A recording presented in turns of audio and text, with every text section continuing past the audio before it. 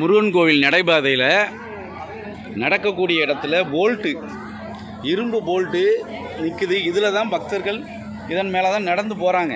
எத்தனை பேர் கால் தட்டியது என்று தெரியவில்லை. பல இடங்களில் நடைபாதைகளில் இரும்பு போல்ட் பக்தர்களை பதம் பார்த்து வருகிறது. திருச்செந்தூர் முருகன் கோயிலுடைய பேட்டரி கார்கள் முதியோர்களை ஏற்றி செல்ல வேண்டிய வாகனமானது குடோனாக சரக்குகள் ஏற்றும் வாகனமாக செயல்பட்டு வருகிறது. மூத்த குடிமக்களை ஏற்றக்கூடிய வாகனத்தில் சரக்கு ஏற்றும் வாகனமாக செயல்படுத்தப்பட்டு வருகிறது திருச்செந்தூர் முருகன் கோவிலில்.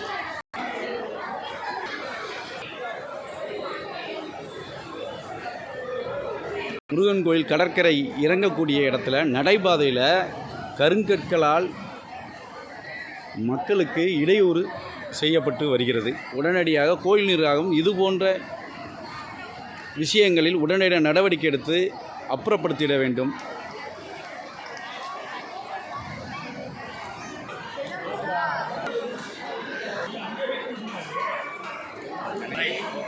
கோவில் முன்பகுதியில் குப்பைத்தொட்டியை பயன்படுத்துறதுனால கடுமையான தூர்நாற்றம் வீசுது. கோயிலினுடைய முன்பகுதி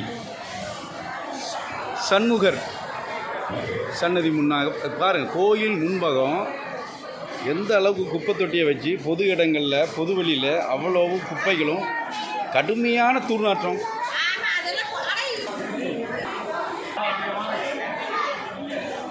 முதியோர்கள் செல்ல வேண்டிய வாகனத்தில்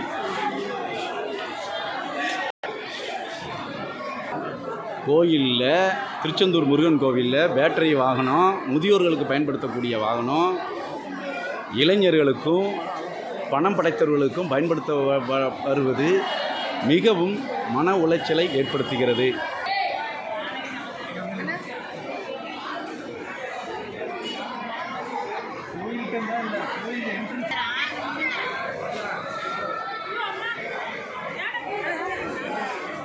திருச்செந்தூர் முருகன் கோவிலில் பணம் படைத்தவர்களுக்கு ஒரு வழியாகவும்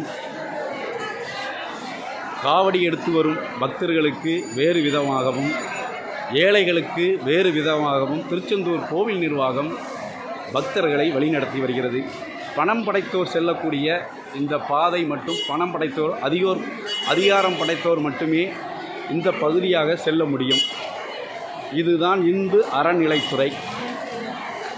திராவிட மாடல் ஆட்சியில் சமத்துவம் என்ற நிலை மாறி பணக்காரர்களுக்கு என்று ஒரு நிலையை உருவாக்கி திருச்செந்தூர் கோயில் நிர்வாகம் செயல்படுத்தி வருகிறது.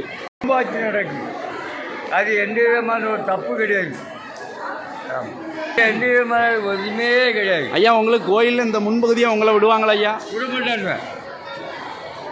ரூபா கொடுத்தா விடுவான், 1000 ரூபா கொடுத்தா விடுவான். போகலாம், முருகன் வர பார்க்கலாம். முதியோர்களை செல்ல வேண்டிய வண்டியில் இளைஞர்களை ஏற்றி செல்லும் இதனுடைய கோயில் நிர்வாகம். வீட்டில் போட்டு